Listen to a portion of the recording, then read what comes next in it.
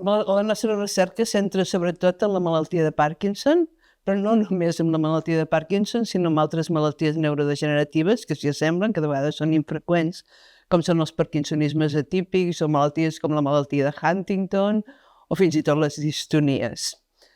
Aquestes són malalties, algunes molt freqüents, com el Parkinson, altres més rares, i que tenen un difícil diagnòstic i en general no tenen tractament.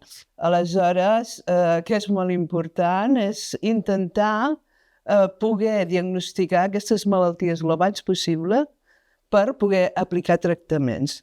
En aquest sentit, sabem que totes aquestes malalties, molts anys abans, molts anys que donguin simptomatologia, comencen a tenir les lesions a nivell del sistema nerviós central, de tal manera que moltes vegades quan les diagnostiquem fins i tot un 70% de neurones s'han perdut.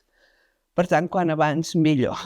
I en aquest sentit, nosaltres estem en la búsqueda de marcadors, estem fent estudis poblacionals per veure si som capaços de predir quins són els factors que donen un major risc de patir aquestes malalties, però també ens dediquem a buscar maneres de millorar aquestes malalties quan ja estan molt avançades.